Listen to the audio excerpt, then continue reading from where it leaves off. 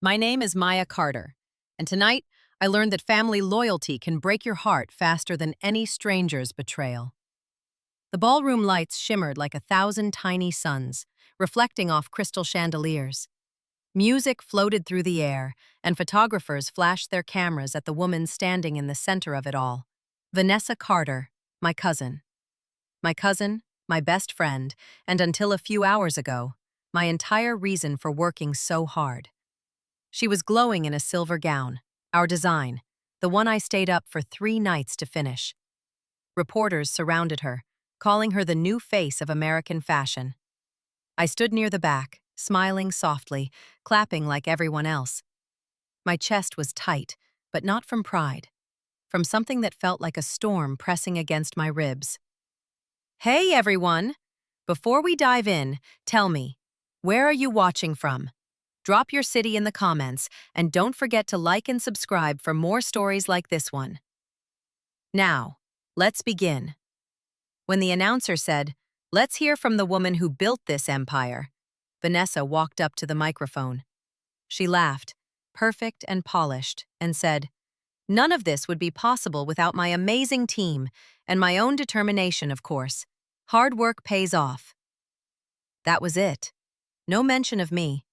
No thank you to the cousin who'd helped her start this brand from scratch, who sold her old sewing machine to pay for the fabric that launched it all.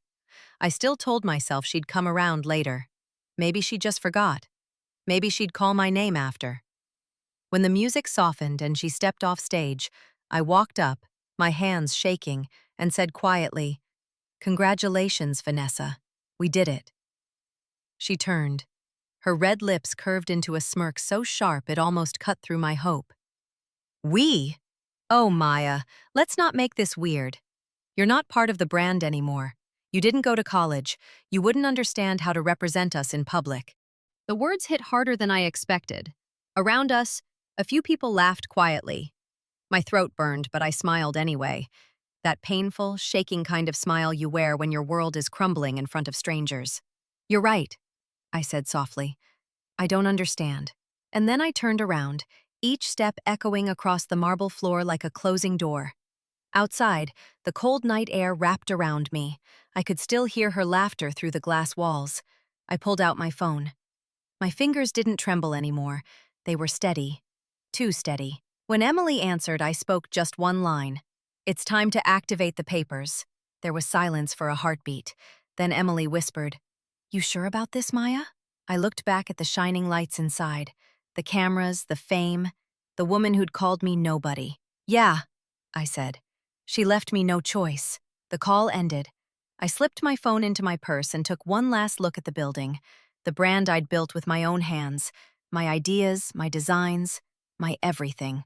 And as Vanessa raised her glass to the cheering crowd, a notification buzzed in her purse. She glanced down, smiling, until the color drained from her face. Her triumphant smirk vanished. The photographers kept clicking, but her eyes were frozen on the message glowing on her screen. "Trademark dispute filed by Maya Carter. All registered designs under legal review." Maya walked away, the night swallowing her in silence. But for the first time in years, she felt something she hadn't in a long time. Power. When I got home that night, I couldn't sleep. I just sat by my window watching the city lights blink like tired stars.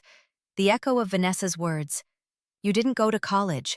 You're not part of the brand anymore," replayed in my head like a cruel melody. But that wasn't where it all started. No, the story began years ago, in a small apartment with peeling wallpaper and a dream too big for its walls. Vanessa and I grew up more like sisters than cousins. Her mom and mine raised us together after my dad lost his job and moved back home to care for Grandma. Vanessa was always the golden one. Straight A's, top of her class, the girl who could do no wrong. I was the one who had a good heart but no degree.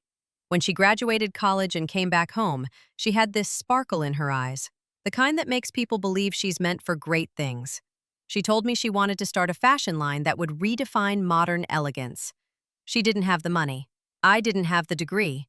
But I had something else, hands that could turn fabric into dreams. I had been sewing since I was 15, fixing neighbors' clothes, redesigning thrift finds, sketching patterns on old notebooks, so when she said, Maya, you could be my partner. We can build this together. I believed her. I gave up my tiny tailoring shop, my only steady income, to help her chase that dream. I spent every dollar I had on fabrics, threads, and tools. Vanessa focused on the image, branding, social media, networking. I handled the hard work, sketching, sewing, staying up until sunrise with aching fingers and a hopeful heart. At first, it felt magical. We worked side by side, laughing about how one day people would wear Carter and Company. She promised, "When we make it, you'll never have to worry again." Those words kept me going. I remember the night she asked me to handle all the business registrations and trademarks. "You're better with paperwork," she said, sipping her coffee. "Just register the designs, the name, everything. I trust you." And I did it. All of it, in both our names. But when the lawyer told me I had to list one owner for the designs, I froze. Vanessa hadn't given me a cent for the filings. The designs were all mine. So, by reflex, I filled in my own name, Maya Carter. At the time, it didn't feel like betrayal. It just felt like safety, like putting a spare key in your pocket, just in case. As months passed, the brand grew. We had clients, photo shoots, even a small mention in a local magazine. I could see her dream, our dream, taking shape. But with every step forward, Vanessa's "we" started turning into "me." She'd correct me when I said our line. She'd introduce me as her assistant at events. And whenever I tried to talk about my role, she'd smile and whisper, "Don't ruin the image, Maya. You don't look like the business type." Those words stung worse than a slap. But I kept working. I told myself family came first, that love was worth the hurt. Now, sitting in the dark after that gala, I realized how wrong I was. Love doesn't mean losing yourself so someone else can shine. It means standing beside them, not underneath. I looked down at the folder on my desk. Inside were the trademark papers with my name on every design Vanessa had shown that night. And I whispered to myself, voice low and certain, "She made her choice. Now I'll make mine." The first few months after Vanessa and I started the brand felt like a dream we built out of thin air and shared hunger. We worked from my small apartment, bolts of fabric everywhere, sketches taped to the wall, empty coffee cups on the floor. Every morning started with laughter and ended with exhaustion. Vanessa would say, "Maya, this is it. This is the beginning of something huge." And I believed her. She had the charm that opened doors. People listened when she spoke. I had the hands that stitched those dreams into something real. Together, we made magic. One night, after we'd spent hours finishing our first full collection, she turned to me with that proud sparkle in her eyes. "When this brand takes off, Maya, I'll make sure everyone knows who the real backbone is. You. I promise." I smiled. Hearing those words made the sleepless nights worth it. It made me feel like maybe I wasn't just the cousin who never went to college. Maybe I was finally someone the family could be proud of. We couldn't afford a marketing team, so I made flyers myself.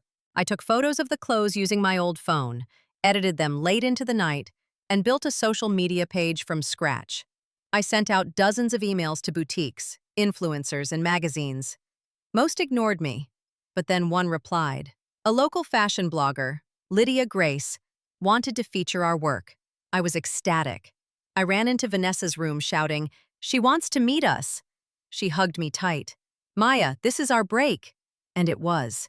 Lydia posted pictures wearing our dresses, calling it fresh, original, and authentic. Orders started trickling in. Slowly, then faster. Vanessa handled the front-end calls and meetings while I worked behind the scenes. She'd come home excited, telling me about new clients and deals. "They love our work, Maya. We could really be the next big thing." But somewhere in between the laughter and the late nights, our love began to fade. Vanessa started going to events without telling me.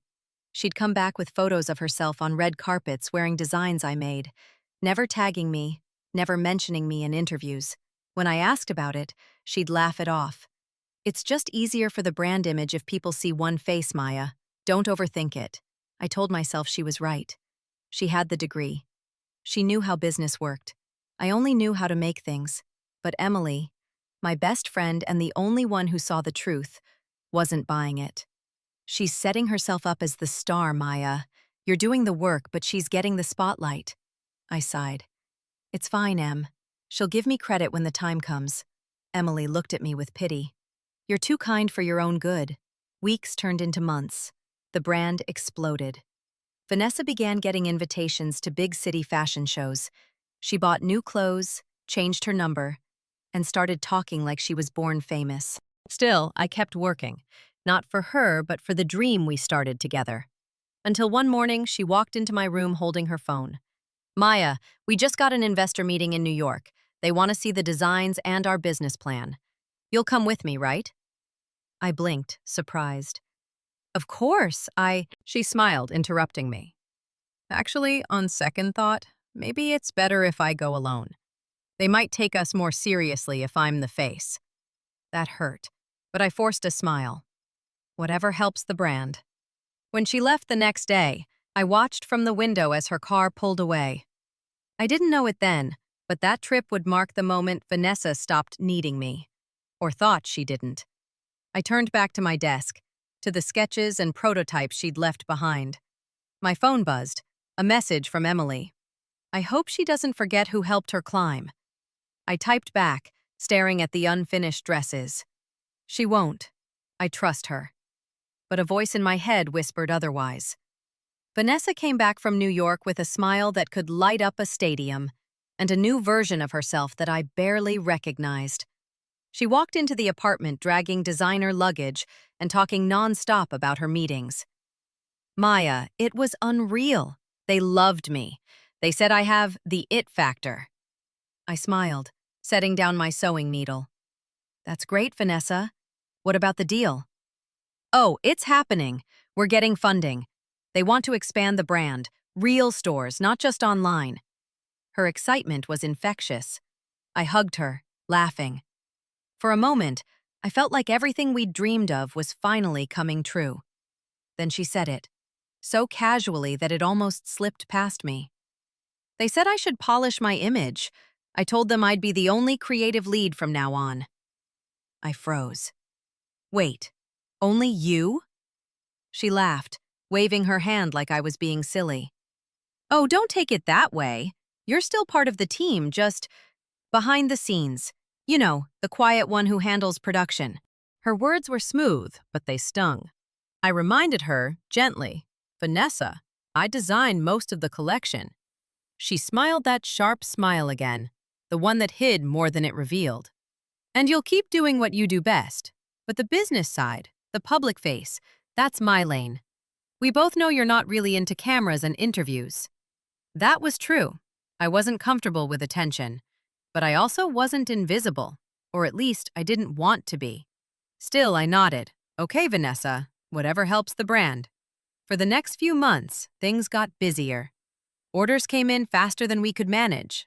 We hired interns, opened a tiny studio downtown, and started planning for the upcoming fashion week. But something was changing. Vanessa began talking to me differently, like a boss, not a partner.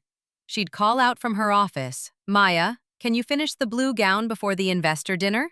Or, Maya, try not to post anything about the brand without my approval, okay? At first, I brushed it off.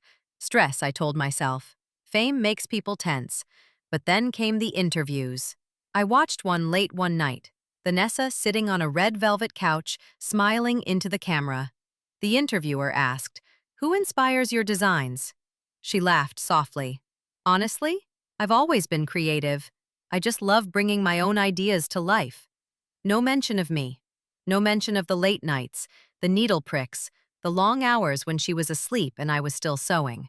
My heart twisted as I watched her accept praise for work that wasn't hers alone. The next day, I confronted her gently. Vanessa, you could have said something, even just mentioned the team. She didn't even look up from her laptop. Maya, please, don't start this now. You know how these interviews work. It's about keeping the story simple. Simple? I asked. You mean pretending I don't exist? Her eyes finally lifted, cold and annoyed. Don't be dramatic. You should be grateful. You'd still be sewing in your tiny apartment if it weren't for me." That was the first time she'd ever said something like that. I stood there, stunned, my throat tight. The words clung to me like smoke. After a long silence, I said quietly, "I didn't do this for fame. I did this for us." She turned away. "Then act like it." That night, I went home early, for the first time in months. I didn't cry, not yet. I just sat in the dark, staring at my calloused hands, realizing something painful. Vanessa didn't see me as family anymore. She saw me as help. But I still couldn't walk away, not yet. I told myself she'd come around, that she was just overwhelmed. Then 1 week later, an email arrived about the upcoming photo shoot for our brand feature in Fashion Forward magazine. The note read, "Please confirm Vanessa Carter's availability for the shoot." No mention of me. When I asked about it, she smiled sweetly and said, "It's bad optics, Maya. You don't fit the brand image." This time, I didn't smile back. I just whispered, "Right, bad optics." Inside, something in me quietly broke. The photo shoot came and went without me. I stayed home that day, finishing a set of dresses for an upcoming show while Vanessa posed under studio lights in the same outfits I'd designed. My name wasn't mentioned anywhere, not on the website, not in the press release, not even in the tiny print at the bottom. A week later, Fashion Forward magazine published an article titled "Vanessa Carter, the Woman Revolutionizing American Fashion." The moment I saw it, my stomach dropped. Every word praised her brilliance, her vision, her originality. They called her the self-made designer who turned scraps into gold. I stared at the glossy photos, her in the gowns, smiling like she'd built everything alone. Emily called that night. "Maya, are you okay?" I laughed quietly. "I should be. This is what we wanted, right? Success." "Her success," Emily said. "You're vanishing from your own story." I wanted to argue, but she was right. Still, I couldn't bring myself to fight back. Somewhere deep down, I was still that girl who believed that family came first, even when it hurt. A few days later, we had a family dinner. Mom insisted I come. "It'll be good for you, honey," she said. "Everyone wants to celebrate Vanessa's big achievement." I didn't want to go, but refusing would only make things worse. The restaurant was fancy. Gold lights, soft music, waiters gliding around like dancers. Vanessa sat at the head of the long table, glowing in her designer dress, laughing with relatives who used to barely remember her birthday. When I walked in, she gave me a polite smile, the kind you give an old classmate, not family. "Hey, Maya," she said lightly. "Glad you could make it." I forced a smile and sat at the far end. The conversation was all about her brand, her new office, her potential investors. Everyone was so proud. Uncle James raised his glass. "To Vanessa, you've made the family proud. A Carter in the headlines. Who would have thought?" Everyone cheered. Glasses clinked. Then Aunt Rose added, "Vanessa, we always knew you'd go far. You were born with ambition. Some of us," her eyes flicked toward me, "just aren't built for that kind of success."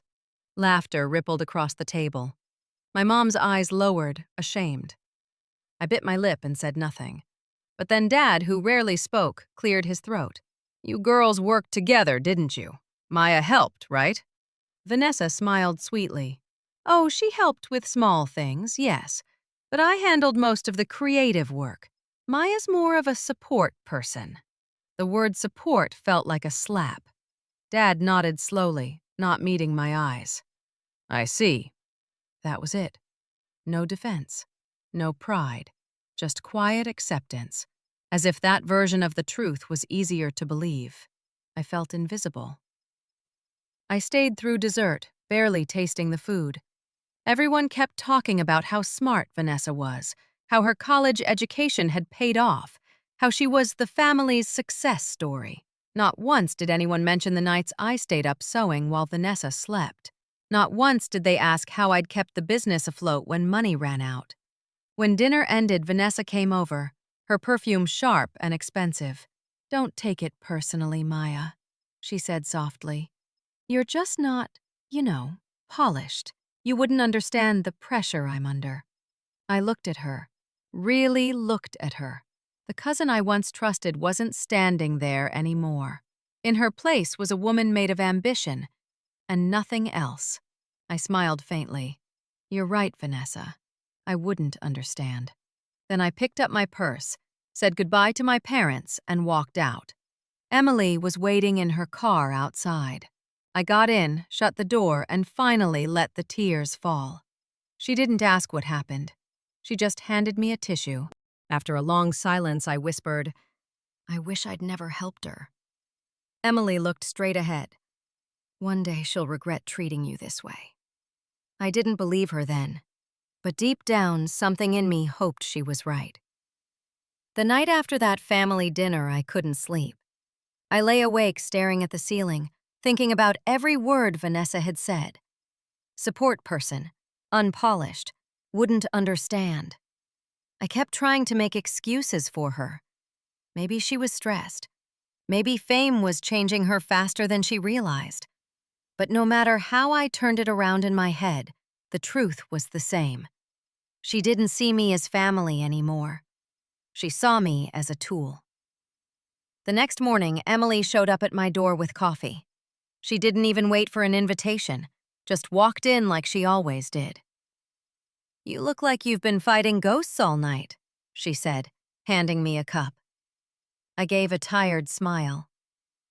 Maybe I have. She sat beside me on the couch. Maya, you need to stop letting her walk all over you. I'm not, I said quietly. I just don't want to be like her. I don't want to be cruel. Emily sighed, studying me. Being firm isn't cruel. You're the one who built that brand from the ground up. You made those designs. Without you, she's nothing. Her words hung heavy in the air. I wanted to disagree, to say that wasn't true, but I couldn't. Deep down, I knew it was. After she left, I pulled out a folder from my desk. Inside were all the legal documents from the early days of the business, contracts, invoices, and the paperwork for the trademark registrations. Vanessa had asked me to handle all of that because she didn't understand the boring business stuff. I hadn't looked at those papers in months, but as I flipped through them, something caught my eye. The registration certificates for every single design, every logo, every pattern, every sketch were filed under one name. Mine. Maya Carter. I froze. My hands trembled as I read it again and again, just to be sure. I hadn't done it out of malice back then. It had simply been a formality, a box I filled in because Vanessa hadn't paid a cent toward the filings. But now, it hit me what that meant. Legally, those designs weren't Vanessa's. They were mine. For a long time, I just sat there, staring at the papers, feeling my heart pound. Then I whispered, almost to myself, so she needed me more than she thought. It wasn't revenge I felt in that moment. It was something quieter, sharper.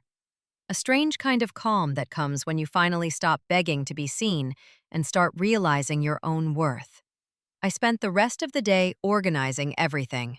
Copies of forms, receipts, and design drafts. I scanned them into a folder on my laptop, labeling it Project Truth. For the first time in months, I felt in control. That evening, Vanessa called. Hey, Maya! Big news. We're getting featured at the National Fashion Gala next month. You'll help with prep, right? Her tone was sweet. Fake sweet. The kind you use when you need something. I swallowed hard. Sure, I said. I'll help. Perfect, she said cheerfully. I knew I could count on you. When she hung up, I stared at my phone for a long time. She had no idea that the foundation of her empire, every design, every fabric pattern she flaunted, belonged to me, and that if I wanted to, I could take it all back. But I wasn't ready yet. I didn't want to destroy her. I just wanted her to understand what it felt like to be invisible, to be treated like you didn't matter. So I decided to wait, to let her build higher, climb farther, and believe she was untouchable. Because when the fall came, I wanted her to finally look down and see whose shoulders she'd been standing on. 2 weeks after that night of discovery, I got an envelope in the mail. Thick, elegant, and gold-edged. Inside was an invitation. The National Fashion Gala, celebrating innovation and creativity. At the bottom, in bold letters, it read, "Honoring Vanessa Carter, Designer of the Year nominee." For a long time, I just stared at it, my heartbeat loud in my ears. I wasn't surprised. Vanessa had been chasing this for months. The gala was the biggest event of the year, a place where designers met investors, where careers were made and names were cemented in the industry. What did surprise me was the small handwritten note clipped to the invitation. "Maya, you should come. It'll mean a lot to me. V." I couldn't tell if it was guilt, arrogance, or just a show for the cameras, but after everything, she wanted me there. The cousin she'd erased from every interview, every headline. That night, I called Emily. "She invited me," I said flatly. "You're not seriously going, are you?" Emily asked. "I don't know yet." "Maya, she's setting you up. She wants to look generous, like she's including you out of kindness. You think she suddenly found her heart?" I didn't answer. The truth was, part of me still wanted to believe Vanessa could change, that somewhere inside all that pride there was still the girl who used to sit beside me on the floor, laughing over cheap pizza while we planned our dreams. But another part of me, the one that had seen the contracts, the registrations, the truth, knew better. That part whispered, "Go." Not to celebrate her, but to see for myself who she'd become and who I'd finally stopped being. So I decided I would go. The next few days were a blur of preparation. Not for the gala itself, but for myself. I wasn't going to show up looking like the forgotten cousin or the assistant no one remembered. I went to a local boutique and picked out a simple black gown, elegant but understated, something I'd designed years ago but never wore. The owner, who'd once bought pieces from me, smiled when she saw my name on the card. "You made this?" "Yes," I said softly. "It's beautiful," she replied. "It deserves to be seen." That night, Emily came over to help me get ready. She curled my hair, fixed my makeup, and tried to smile, even though I could see the worry in her eyes. "You sure about this, Maya?" she asked as she handed me a pair of silver earrings. "I'm sure," I said. "I'm not going there to fight. I just want to stand in the same room and know that I don't need their approval anymore." She nodded slowly. "Good. But keep your head high. You've earned that." When the night of the gala finally came, I arrived alone. The venue glittered like a palace. Chandeliers, velvet carpets, camera flashes everywhere. I saw Vanessa before she saw me. She was surrounded by people, laughing that perfect laugh, the one she practiced in interviews. Her eyes finally met mine across the room. For a second, something flickered in her expression. Surprise, maybe unease. Then she smiled and waved like everything was fine. I smiled back, calm and steady. As the music swelled and the lights dimmed, I walked to my seat, feeling the weight of the night settle around me. Whatever happened next, I knew this was the moment everything would change. Not for her, for me. Because for the first time, I wasn't walking into her world to prove my worth. I was walking in to remind her she'd underestimated mine. The ballroom glittered like something out of a movie. Silver lights spilled across the ceiling, and every camera in the room pointed toward the main stage. People in shimmering gowns and sharp tuxedos whispered and smiled as the host announced the highlight of the night, the Designer of the Year award. When the presenter said, "And the award goes to Vanessa Carter," the room erupted. Applause, cheers, flashbulbs. I clapped too, though my palms felt heavy. Vanessa walked to the stage in a flowing gold dress, shining like she was born for that spotlight. She took the crystal trophy with tears glistening in her eyes, then turned to the microphone. "Wow," she said, her voice trembling just enough to sound sincere. "I can't believe this is real. I've worked so hard for this moment, so many nights, So many sacrifices, but it was all worth it. The crowd cheered again. This award isn't just for me, she continued. It's for every dreamer who refused to give up, for every girl who believed she could build something out of nothing. I almost smiled. Maybe, just maybe, she'd acknowledge me this time. Then she paused, scanning the crowd. Her gaze landed on me for half a second. I saw something flicker there, discomfort, hesitation, maybe even guilt. But then she straightened, lifted her chin and said, "And of course, I have to thank my incredible team, the designers, seamstresses, and assistants who helped bring my vision to life. You know who you are." Assistants. The word hit harder than I expected. People clapped. The host smiled. And Vanessa, my cousin, my partner, my betrayer, stood there soaking in the glory, telling the world that everything she had was hers alone. When the applause died down, she stepped off the stage, surrounded by admirers and reporters. I stayed where I was, watching quietly, my heart pounding in my ears. After a few minutes, she spotted me and made her way over, smiling like nothing had happened. "Maya, you came. I wasn't sure you'd show up." "I did," I said calmly. "Wasn't that speech great?" "Oh, and I'm sorry if you didn't get a seat closer to the stage. There were some last-minute changes." I looked her straight in the eyes. "You didn't mention me once, Vanessa."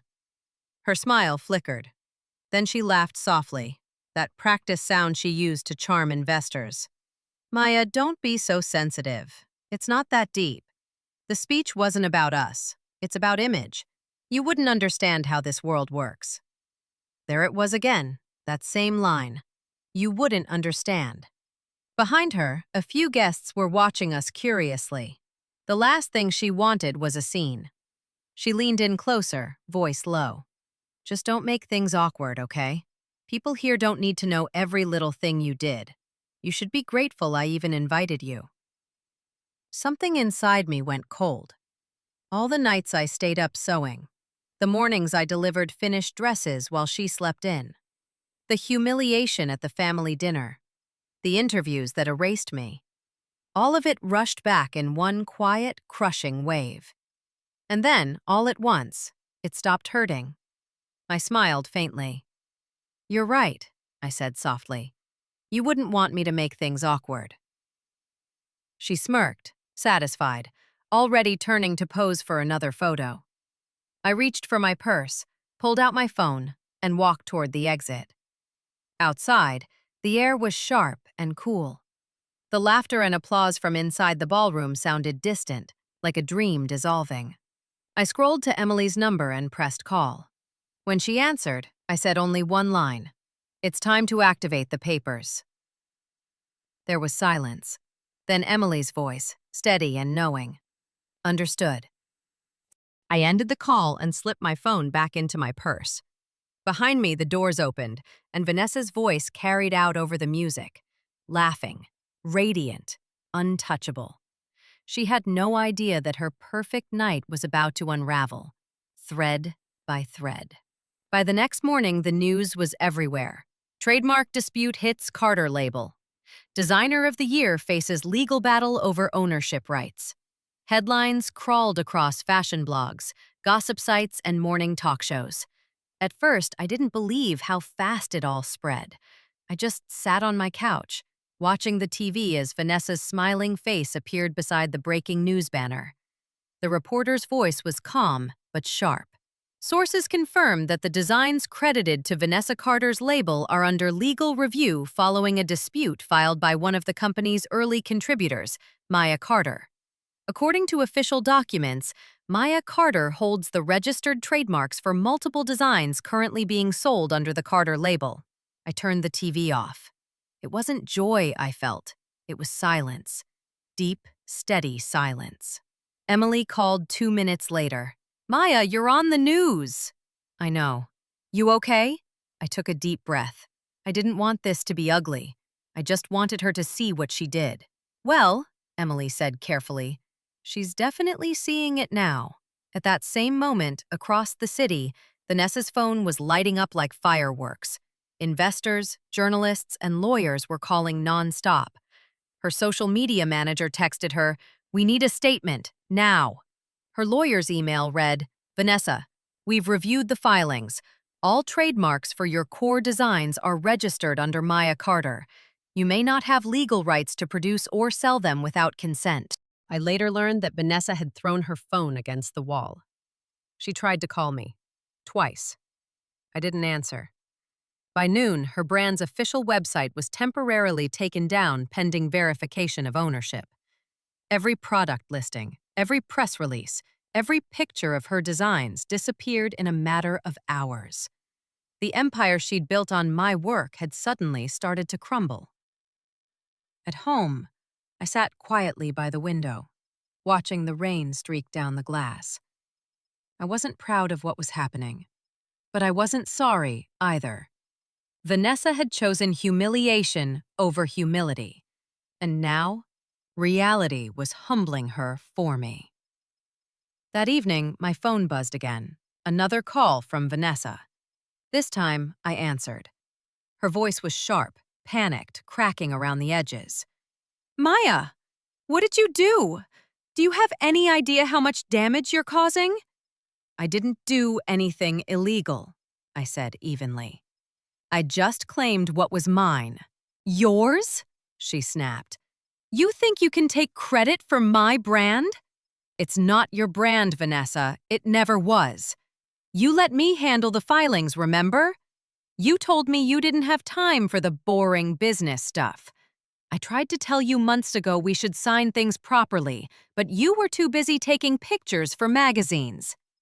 She went silent. I could almost hear her realizing it. The exact moment the truth sank in. "You can't do this," she finally whispered. "You'll ruin everything." "No," I said quietly. "You ruined it when you called me a nobody in front of the world." There was a long pause, followed by the sound of a shaky breath. Then she hung up. For the rest of the night, my phone kept buzzing. Reporters, lawyers, even family members demanding answers. I didn't respond to any of them. Instead, I opened my laptop, checked the legal case status, and saw the confirmation. "Trademark review officially in progress." Emily texted, "It's starting." I typed back, "Yes, the dominoes are falling." Then I closed the laptop, exhaled deeply, and whispered into the quiet, "You wanted to stand in the spotlight alone, Vanessa. Now you can handle the heat alone, too." Outside, thunder rolled in the distance, low, steady, and final. The next morning, my phone wouldn't stop ringing. Uncle James, Aunt Rose, Mom, Dad, even cousins I hadn't heard from in years. I didn't need to guess why they were calling. The story had spread beyond fashion blogs. It was on national news now. Headlines painted it like a scandal. "Family feud in fashion. Cousin files legal claim against rising designer." By noon, I stopped answering calls, but one name kept flashing again and again. Mom. Finally, I picked up. "Maya!" Her voice trembled with frustration. "What are you doing?" "Everyone's calling us, saying you're suing Vanessa. Is it true?" I took a deep breath. "Mom, I didn't sue her. I just filed for ownership clarification. That's all." "Why would you do that? She's your cousin. Family doesn't fight like this in public." My throat tightened. Family doesn't erase each other either. There was a pause. I could hear the disappointment in her silence. "She's accomplished so much, Maya. You should be proud of her." "I was," I said quietly, "until she decided I didn't belong beside her." "You've always been too sensitive," Mom sighed. "Not everything needs to be about you." That one hurt, because it was the same line I'd heard all my life. I'd always been too sensitive, too emotional, not ambitious enough. "Mom," I said, my voice low but steady, "do you know whose hands made those designs?" "Mine." "Whose name is on the registration papers?" "Mine. I didn't take anything that wasn't already mine." "You're twisting things," she said sharply. "She's the face of the family now, Maya. She's making us proud, and you're ruining it." Something in me broke then. Not loudly, but finally. Proud, I repeated softly. So I guess I was never enough to make you proud, huh? There was silence on the other end. Then Mom said in a tired voice, "You should fix this before it destroys everything." "I already did," I whispered. "I just fixed it in a way no one expected." She hung up. For a while, I just sat there, staring at my phone, my chest heavy. A few minutes later, there was a knock at my door. It was Uncle Robert, the quiet one, the only relative who'd ever been truly kind to me. He stepped inside, his expression unreadable. "You really shook things up, kid," he said finally. "I didn't mean to start a war," I said. "I know." He took off his hat, setting it on the table. "But sometimes people don't notice what you're worth until you stop letting them use you." His words caught me off guard. "You're not mad?" He chuckled. "Mad? No. Surprised? Maybe. But proud? Yeah, a little. You stood up for yourself. Took a long time coming." I smiled weakly. "Doesn't feel good, though." "It's not supposed to. Doing the right thing usually feels wrong at first." After he left, I sat alone for hours, torn between guilt and relief.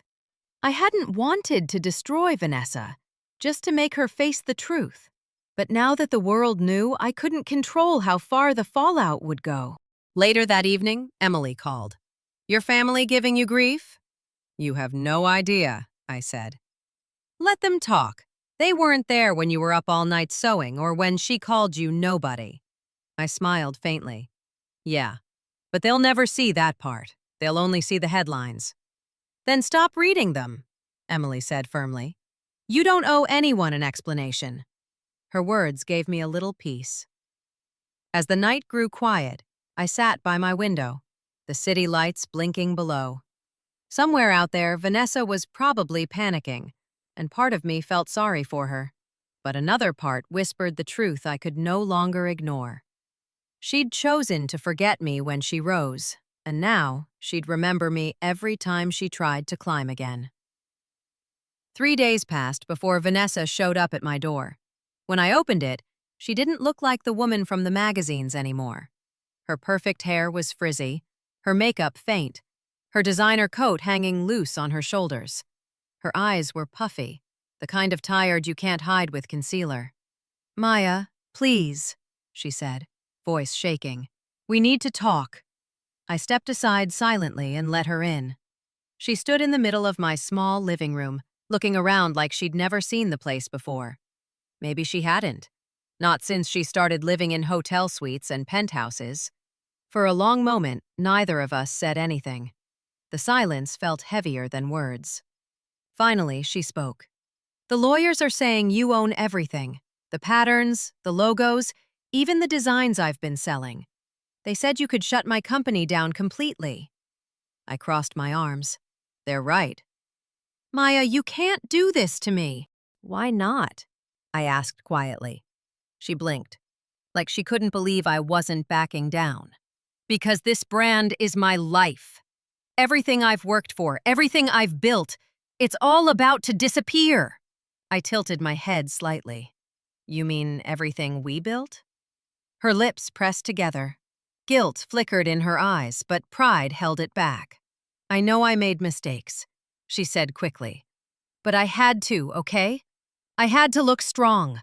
The investors, the press, they wouldn't take me seriously if they knew someone without a degree was behind the designs."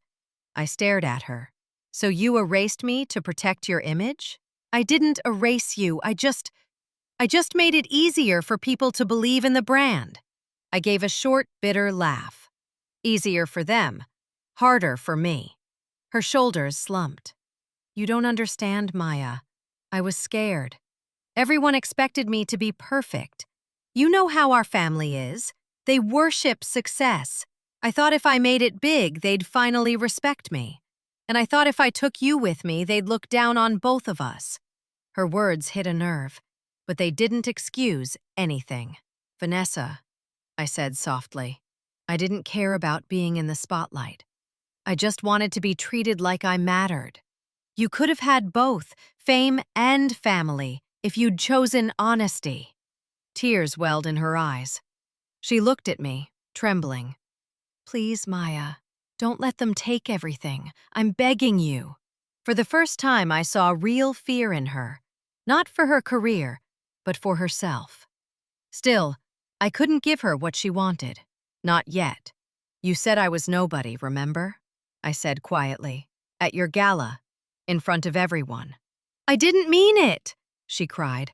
I was under pressure. I just said it because I didn't want anyone questioning why you were there. You didn't mean it, I repeated slowly. But you meant it enough to say it. She covered her face, sobbing. Maya, I can't lose everything. I'll make it right, I promise. Just please, don't destroy me. I watched her, torn between pity and anger. For years I had been the one kneeling, begging for her approval, her trust, her respect. Now she was the one kneeling before me. I don't want to destroy you, I said at last, but I do want you to see what it feels like to lose something you took for granted. She looked up, hope flickering in her eyes. So you'll stop the process? Not yet, I said. I'll think about it. You can leave now. She stood there for a moment, as if trying to find the Vanessa Carter everyone admired, but that woman was gone. Finally, she nodded, whispering, I'm sorry, before walking out into the cold evening. When the door shut behind her, I leaned against it, my heart pounding. I wasn't sure if I'd won or lost, but for the first time, I wasn't the one crying. The following week changed everything. What began as gossip turned into a movement. Articles that once glorified Vanessa's visionary genius now questioned her integrity. Fashion journalists dug into old press releases, interviews, and brand statements. They noticed what I'd noticed all along. There was no record of my name anywhere, even though early photos showed me standing beside her during the brand's launch. Soon, headlines began to shift. The Forgotten Designer, how Maya Carter built the brand behind Vanessa Carter. When silence becomes strength, the cousin who reclaimed her work. At first, I didn't know how to feel. I hadn't spoken to the press. I hadn't posted anything. I'd just been quiet, letting the truth do the talking for me. But people started reaching out. Journalists, small business owners, even other designers who'd been overshadowed by their partners. They called me brave. Some even called me an inspiration. Emily came over one afternoon, waving her phone. You're trending, Maya. You've got people on your side now. I frowned. I didn't ask for sides.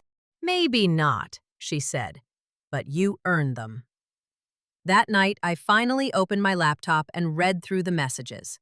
My inbox was flooded with collaboration offers and kind notes from strangers. One caught my eye, a message from a boutique owner in Chicago. If you ever start your own label, we'd be honored to carry your designs. For a moment, I just stared at those words. Your own label. It felt like a light turning on inside me, one I hadn't realized was still there.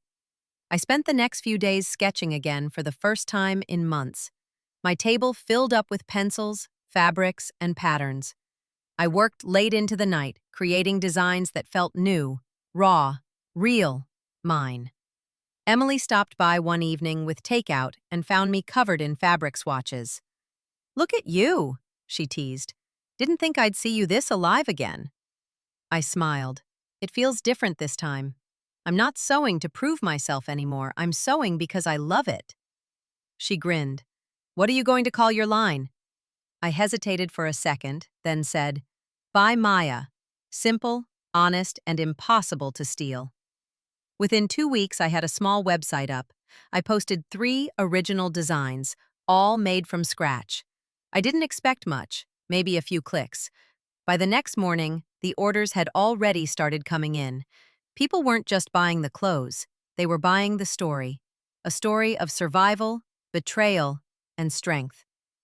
Meanwhile, Vanessa's company was collapsing. Investors pulled out. Her social media accounts were flooded with angry comments. The brand she'd built on pretense was dissolving faster than she could contain it.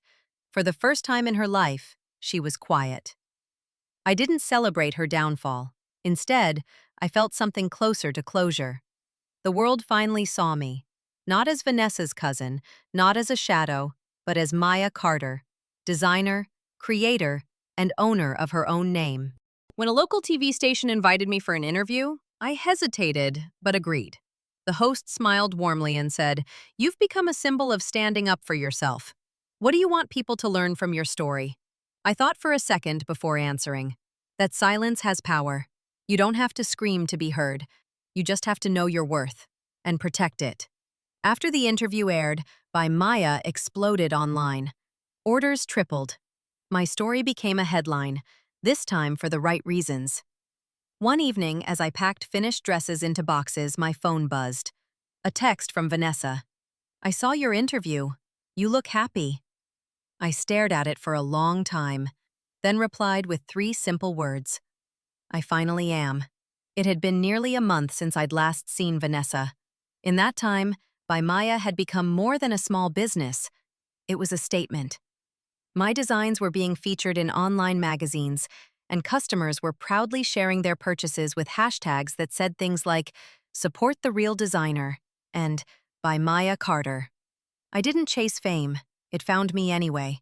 Then one quiet afternoon, as I was pinning fabric to a mannequin in my studio, the doorbell rang. When I opened it, Vanessa was standing there. This time, she didn't look like a broken woman or a glamorous one, just human. Tired, calm, and softer around the edges. "Hey," she said quietly. I stepped aside, motioning for her to come in. She looked around at the workspace, the sewing table, the sketches, the dress forms lined against the wall. "You really did it," she said. "You built something beautiful." I nodded.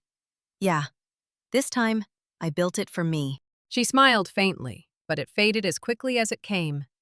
"I wanted to see you because I owe you an apology. A real one." I waited, saying nothing. "I spent weeks angry at you," she continued, "telling myself you ruined me. But the truth is, I ruined myself. I got so obsessed with being the family's success story that I forgot who helped me become one." Her voice cracked. "You didn't deserve what I did to you. I used you, then threw you away like you didn't matter. And you did. You always did." I looked at her, really looked at her. The proud, perfect Vanessa Carter wasn't standing in front of me anymore. This was the girl who once sat cross-legged on my floor, dreaming about fashion shows we'd never been to. For a moment, I saw that girl again. "I never wanted to destroy you," I said softly. "I just wanted you to see me, to see the truth." She nodded, tears slipping down her cheeks. "I know. And you were right. I had to lose everything to realize it." Silence stretched between us, heavy but healing. Finally, she said, "I want to make things right. I'll tell the press the truth, give you full credit, even sign over whatever's left of my company if that's what it takes." I shook my head. "You don't need to give me anything, Vanessa. I already have what I need." "Then what do you want from me?" she whispered. "Respect," I said simply. "The kind that doesn't disappear when the cameras turn off." She nodded slowly. "You have it." I hesitated, then reached for a folder on my desk. Inside was a new partnership agreement I'd drafted days earlier, not out of revenge, but reflection. I handed it to her. "What's this?" she asked. "A chance," I said, "for both of us. You can work with me again, but this time as equals. All contracts signed properly, all credits shared, all designs protected. No lies, no pretending." She looked stunned. "After everything I did, you'd still trust me?" I smiled faintly. "Trust takes time to rebuild. But forgiveness? That starts today." Tears filled her eyes again, but this time they weren't from regret alone. They were from relief. "You're a better person than I'll ever be, Maya," she whispered. I shook my head. "No, I'm just a person who learned the hard way that you can't heal by hurting back." She nodded, gripping the folder. "Thank you." As she turned to leave, the sun caught her face. No longer the flawless mask of the fashion icon, but something far more real. After the door closed, I stood there for a long moment, breathing deeply. For the first time in years, there was no bitterness left in me, only peace. And somewhere deep down, I knew the story between us wasn't over. But this time, it would be written on equal pages. The weeks after Vanessa's visit felt strangely calm. The kind of calm that comes after a storm has finally passed and the air smells like forgiveness. She kept her word. 2 days after our talk, Vanessa released a public statement. It wasn't flashy or written by a PR team. It was honest. I built my career on my cousin's genius and called it my own. Maya Carter was the real designer behind every piece that made this brand what it was. She deserves full recognition, and I owe her my gratitude and my apology. The internet exploded. People who had once cheered for Vanessa now applauded her courage to come clean. The same reporters who once called me the forgotten designer now used words like visionary and resilient. But more than the media reaction, it was the phone calls that mattered most. First came Emily, screaming through the receiver. "She did it! She actually said it!" Then came Uncle Robert, his voice warm and proud. "You handled this better than any of us could have, kid. Your father would have been proud." And finally, one call I never expected, from my parents. Mom's voice was soft this time. "Maya, we saw Vanessa's statement. I didn't realize how much you went through." I took a slow breath. "I tried to tell you, Mom." "I know," she whispered. "And I'm sorry. We were wrong to doubt you." For a long time, I said nothing, just listened to her breathing on the other end. "You made us proud, sweetheart," she added finally. "Not because of what you proved, but because you stayed kind." Tears burned in my eyes. That was the moment I'd been waiting for all my life. Not fame, not wealth, but acknowledgement from the people whose approval I'd once chased in vain. A week later, Vanessa came to my new studio again. This time not as a visitor, but as a partner. She carried the signed partnership agreement I'd given her. "Are you sure about this, Maya?" she asked as she handed it over.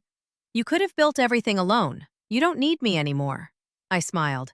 "Maybe not, but rebuilding something broken is sometimes more powerful than starting from scratch." She looked down, her eyes glossy. "I'll spend every day proving I deserve this second chance." "Then let's get to work," I said. And just like that, we began again. It wasn't easy.